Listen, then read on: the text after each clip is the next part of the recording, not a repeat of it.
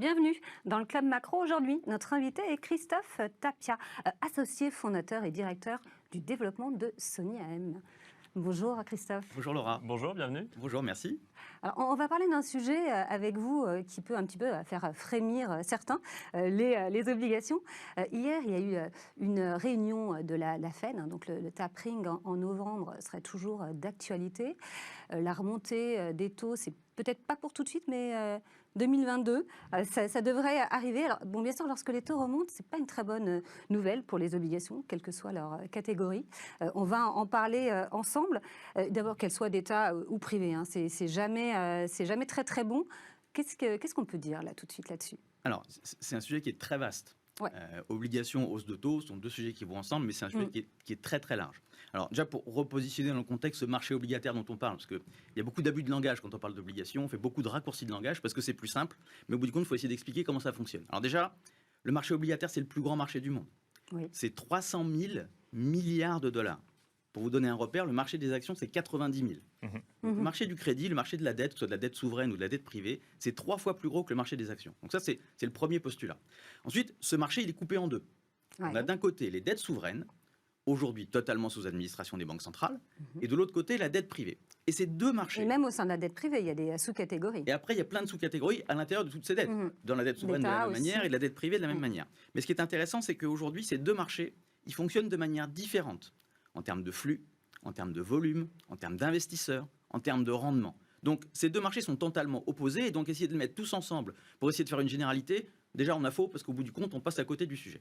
Donc ensuite, quand on parle de hausse de taux, alors c'est pareil, de quelle hausse de taux on parle? De quel taux parle-t-on déjà? Voilà. Est-ce qu'on parle d'emprunt d'État? Est-ce qu'on parle d'emprunt privé? Est-ce qu'on parle de taux court? Est-ce qu'on parle de taux long?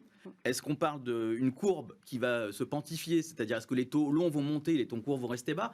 Donc, de nouveau, c'est un sujet sur lequel il faut être le plus précis possible, parce que sinon, de nouveau, on passe à côté du sujet. Ensuite, avec tout ça, il y a certainement moyen de faire plein de choses.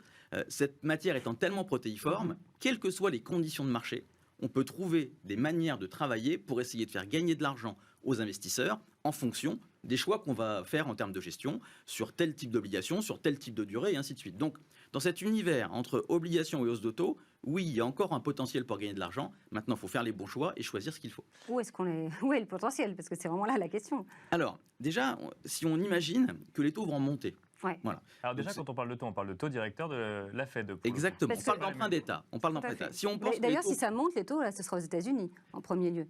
Nous, on est en positif, mais c'est quoi, 0,02 et... Les taux d'emprunt sur les taux européens sont proches de zéro à Voilà. horizon 10 ans.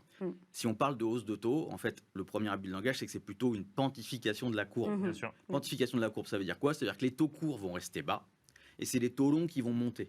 Oui. Et donc, c'est comme au ski, hein, voilà, la courbe Bien est sûr, pontifiée, voilà, et c'est comme ça que ça fonctionne. Donc si on prend ce scénario-là, parce que c'est entre guillemets le scénario le plus probable que beaucoup d'investisseurs imaginent.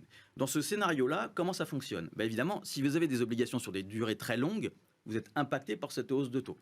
Pour vous donner un autre repère assez pédagogique, quand vous avez une obligation à 10 ans, imaginons que vous détenez de la dette souveraine allemande à 10 ans.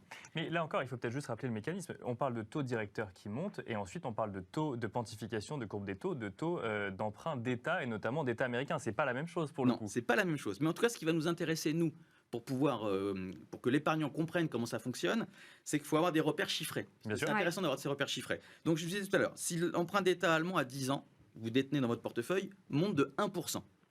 D'un point de vue mathématique, vous perdez 9% en capital.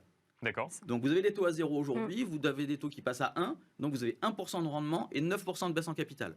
Concrètement, ça veut dire quoi? Il vous faut 9 ans Ouais. pour récupérer le capital que vous avez perdu, à condition bien sûr que l'Allemagne ne fasse pas défaut. Bien sûr. C'est pas le sujet Ok. du jour, mais en tout cas, voilà le théorème, et voilà comment ça fonctionne. Maintenant, bien évidemment, on comprend aisément dans l'autre sens, si vous détenez des obligations sur des durées plus courtes, évidemment, vous êtes moins sensible à cette hausse des taux longs. Et donc, le sujet pour gagner de l'argent aujourd'hui, c'est plutôt de détenir en portefeuille des obligations sur des durées plus courtes. Quand vous détenez des obligations sur des durées plus courtes, évidemment, vous êtes moins impacté par la hausse des taux, et surtout, votre portefeuille, il tourne plus vite. C'est ce que vous faites, vous? C'est ce qu'on fait, nous. C'est-à-dire que nos obligations, elles arrivent plus rapidement à échéance. Ouais. Et quand une obligation arrive à échéance, qu'est-ce que vous faites? Vous récupérez le cash que vous avez investi, et avec ce cash, vous réinvestissez sur une nouvelle obligation du moment. Alors, Toujours sur un horizon court, du coup? alors ça dépend. C'est là où finalement la hausse de taux peut avoir un intérêt pour gagner de l'argent dans cet univers-là. C'est-à-dire que si les taux montent pendant que vous avez du cash en portefeuille, vous rachetez de nouvelles obligations au taux du moment. Bien sûr. Si les taux sont plus hauts, de façon mécanique, vous accompagnez cette courbe de la hausse des taux. Parce que vous achetez des obligations sur des durées plus importantes, qui vous rémunèrent plus. Donc, in fine, vous accompagnez cette courbe de la hausse des taux. Et c'est comme ça qu'on gagne de l'argent quand les taux montent.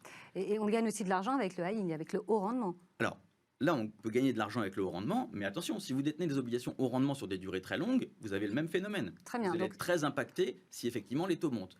Dans des moments comme aujourd'hui, la stratégie qui nous semble la plus opportune, c'est de dire, voilà, quand le risque n'est pas rémunéré, c'est un peu ce qu'on entend aujourd'hui, faut pas en prendre.